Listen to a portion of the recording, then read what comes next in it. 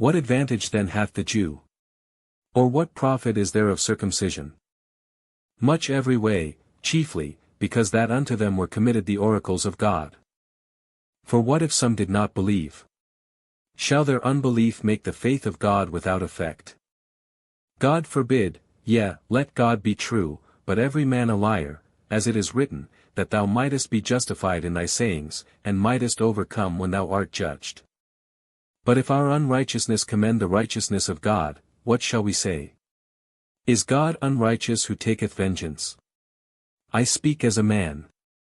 God forbid, for then how shall God judge the world? For if the truth of God hath more abounded through my lie unto his glory, why yet am I also judged as a sinner? And not rather, as we be slanderously reported, and as some affirm that we say, let us do evil, that good may come? Whose damnation is just? What then? Are we better than they?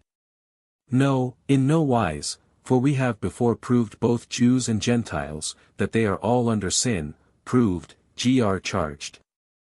As it is written, there is none righteous, no, not one. There is none that understandeth, there is none that seeketh after God.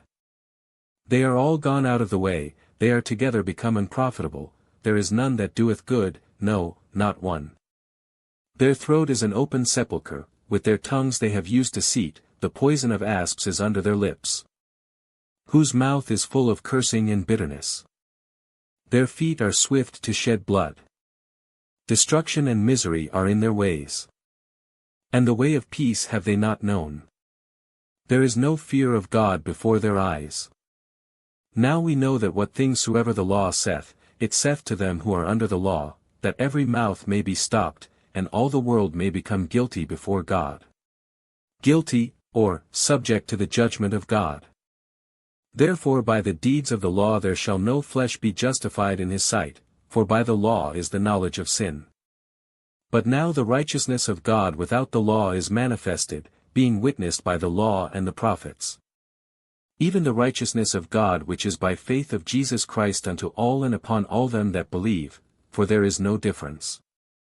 For all have sinned, and come short of the glory of God. Being justified freely by his grace through the redemption that is in Christ Jesus.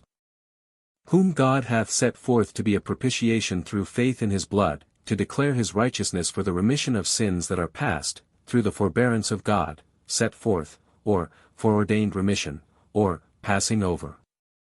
To declare, I say, at this time his righteousness, that he might be just and the justifier of him which believeth in Jesus.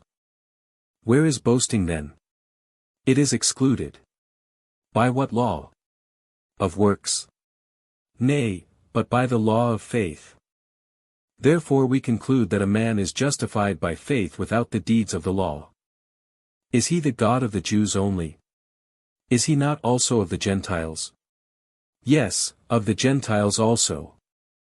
Seeing it is one God, which shall justify the circumcision by faith, and uncircumcision through faith. Do we then make void the law through faith? God forbid, yea, we establish the law.